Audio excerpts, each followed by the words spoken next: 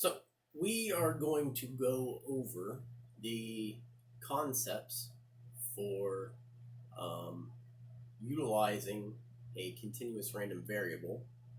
Um, Specifically, what I have in mind is Chapter 4, problems 4.065, 4.071, and 4.075 in mind. Um, and so we'll bridge the concept between a continuous random variable and a standard normal random variable as well. All right, so we're going to use as our model a simple pressure gauge. It can read basically an infinite amount of values. This one happens to be calibrated between 14.7 and 15.4 pounds per square inch. But it's an analog gauge, and so you'll get readings of anywhere between those delimited magnitudes. So the model here is we have a gas in a line in a machine, and that source of the gas is somewhere outside, but we have this chamber, and a product wafer will go into the chamber, and a gas will be applied at some pressure onto the wafer, and our random variable will be the values that that pressure takes as that pressure is applied. And I should say that pressure is a constant pressure. When the valve is open, it's just a constant pressure. Okay, so let's set up this scenario. For these problems, we need to know all of the population data, because we need to know what the population mean is and what the population standard deviation is. The only way to do that is to know all of the data. So we're going to say a single event is a wafer goes in a chamber, and through a tube from some source not drawn here, pressure of a gas is applied to the wafer, and that pressure is measured by a pressure gauge. And that happens, say, every time a wafer is processed since the plant started. And we'll just throw a random number out there. It's been 1 million wafers processed. 1 million. So just tons. Okay. So further, let's say that we took all of those readings and we modeled them, and we graphed all the values that we got and their frequency on this graph. And it so happens that they are normally distributed. Well, what does that mean? Well, that means that you can model the frequency of the value that a random variable takes, all of these values along the x-axis, and as the independent variable, and specifically this function. This function is in your notes. Are you going to have to use this function?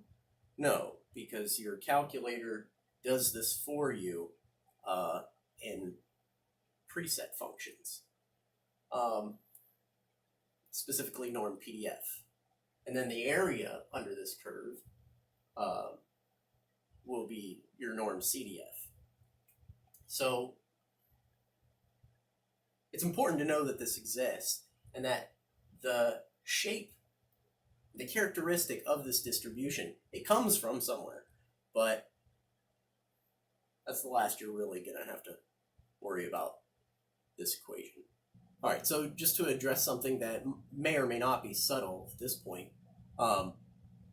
we're treating this as a continuous random variable because for any two values in the range of values that the magnitude of this random variable can take, you can choose a third between those values that the random variable could take as well to effectively an arbitrarily small resolution.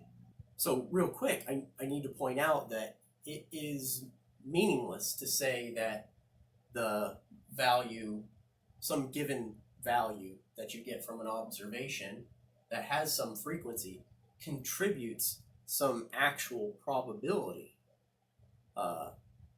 to your cumulative distribution function. And the reason why that is because let's think about how to calculate probability.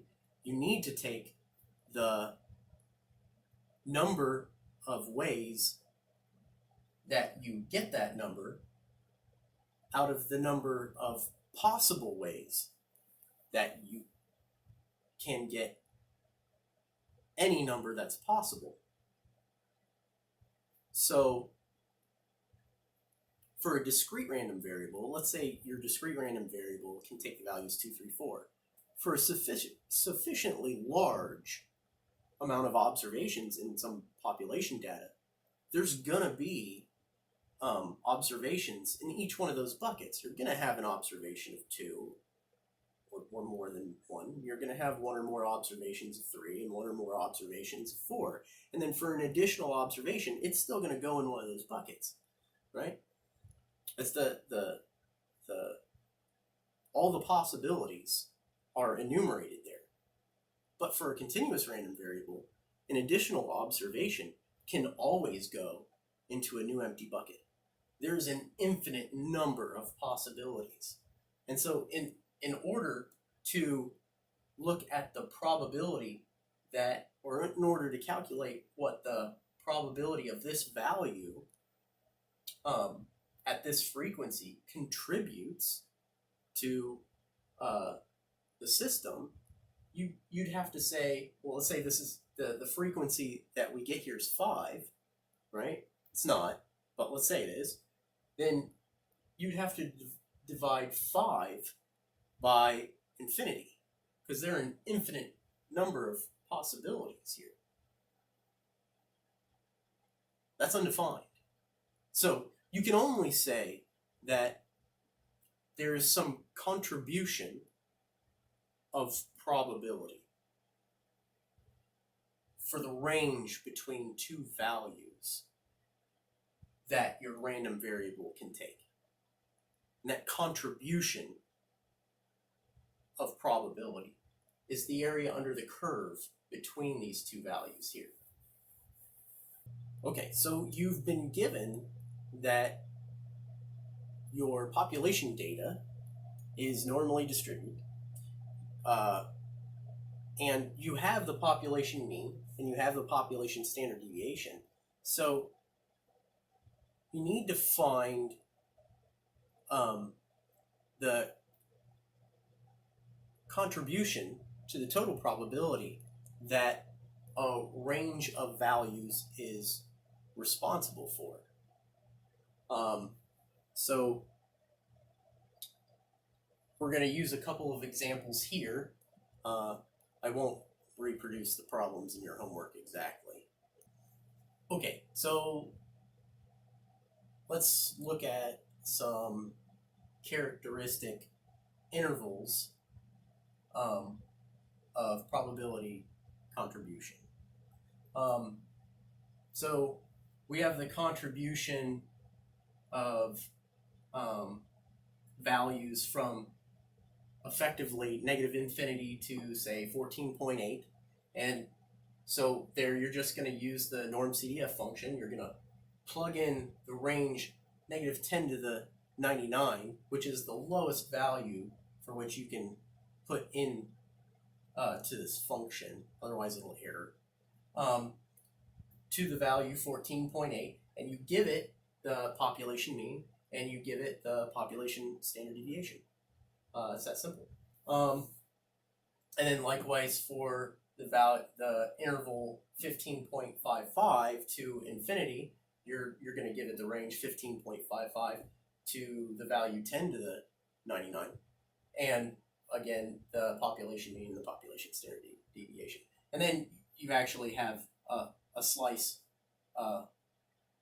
within the visible range of values for your random variable here in green. And just a note, the way that I validated that I understood the concept here was, you can recognize that throughout the entire range of possible values that your random variable could be, right, the total probability should be 1, right? So if you just integrate over this curve from negative infinity, or negative 10 to the 99, to positive infinity, or 10 to the 99, you should get 1, right? And indeed, if you plug that into the norm CDF function, you will get 1. Further, you could go ahead and plug in the range, say negative 10 to the 99, to the actual population mean, and so that range of variables should contribute 50% of probability, right?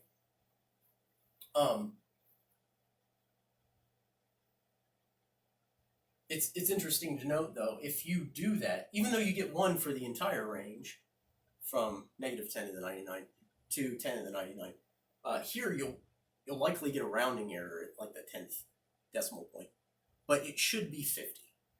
And to the computer science students, that might be obvious if they've taken architecture, computer architecture, or whatever.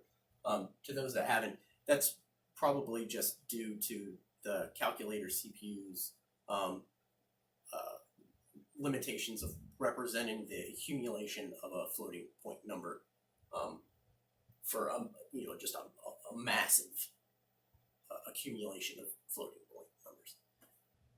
All right, so now let's talk about the standard normal random variable and maybe motivate why it exists and how you could use it, how it might be useful, and how you can calculate probability contributions by corresponding intervals of random variable values. So let's imagine there are no calculators, there are no computers, or at least they're not accessible, right? There are no processors, just humans. So heavy complex calculation has been being done for hundreds of years, and instead of computers or calculators doing it with series of hundreds or thousands of calculations necessary for just one computation, right? You had people doing that. So what do? Well, what if for any given range of values that your normally distributed continuous random variable could take, no matter what range, what if you could take every single one of those values, put them into a function, and out of the function you get a standard range for which every value that your random variable takes, that standard normal random variable has a corresponding value. And so a corresponding, or any interval for your random variable would correspond to some equivalent interval on a standard normal distribution. Okay, well, at that point, what you could do is you could start tabulating, you could you could start tabulating and recording data tables for contributions for a given fundamental unit of an interval in this distribution.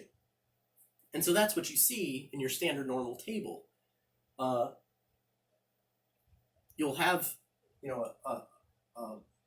a basic unit of interval, and then you'll get a probability contribution of that interval.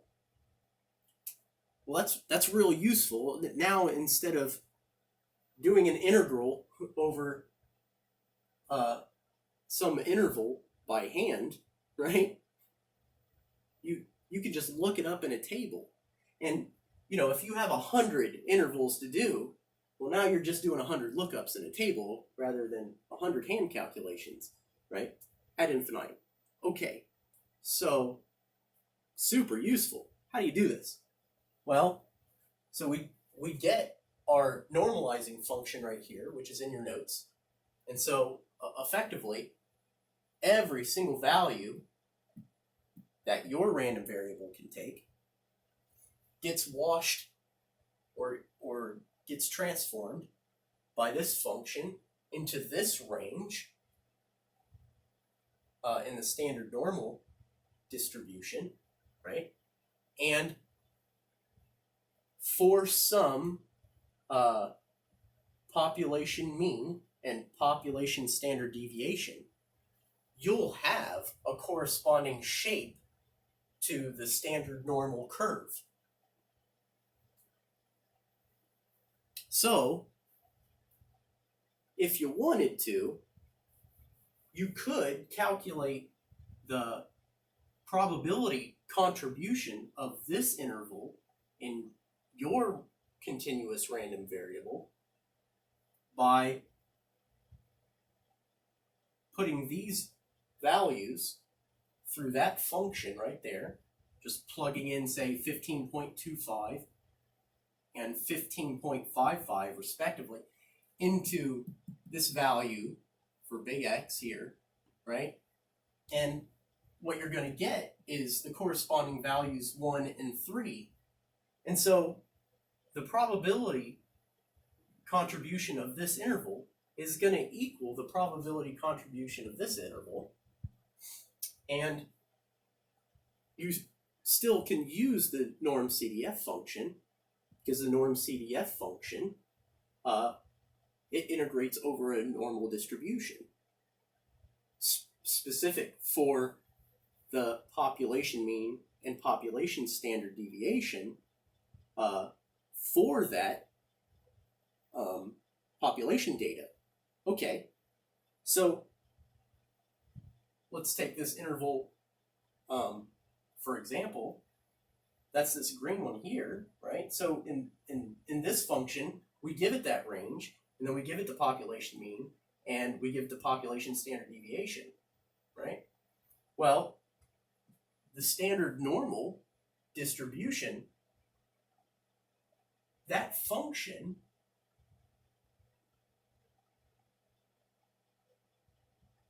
standardizes every normal distribution to a population mean of 0 and a population standard deviation of 1.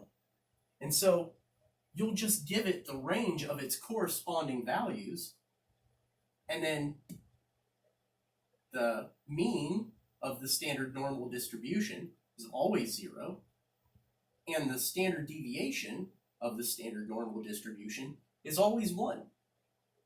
And so you do it yourself. You take this function here and you subtract it from this function here.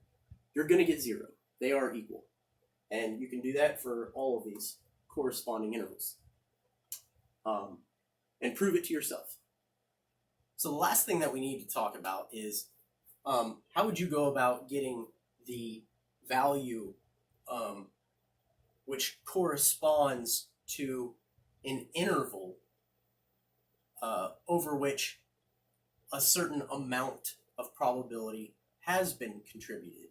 So, in other words, let's say that you want to find out what is the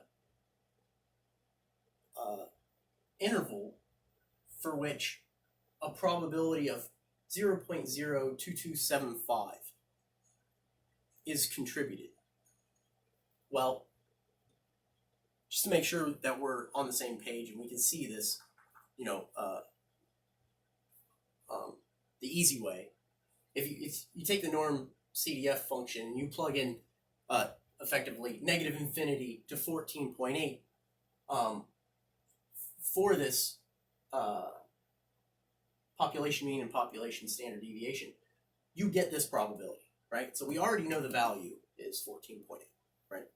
So the inv norm function will give you the value, the terminating value in the interval from negative infinity, for which that interval gives you this probability contribution.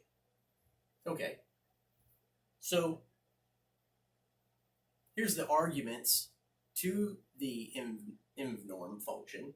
You give it the probability contribution that you're interested in, and your distributions, population mean and standard deviation. Likewise, for standard normal, right, we know that the probability contribution of this corresponding equivalent interval, right, it's going to be the same probability, right? And so for the inv norm function, you're going to give it that probability, that same probability contribution that you're interested in. And the standard normal distributions, mean and population standard deviation, which is always 0 and 1. And so maybe the last little tricky thing that you might need to remember is that since this function always gives you, say, the terminating value of some interval starting from negative infinity, recognize that depending on how a problem is worded, just remember that, say, the contribution here, say, from 15.55 to infinity, right? That probability contribution is equal to 1 minus the probability contribution of negative infinity to 15.55. And so, armed with those facts, you should be able to get any value in the range of your random variable that a given problem asks for. Just make sure you understand what you're given and how all of those values, how all of those parameters and values that you're given in the problem, map those to this picture, and you'll be fine. All right, thanks. Hope that helps.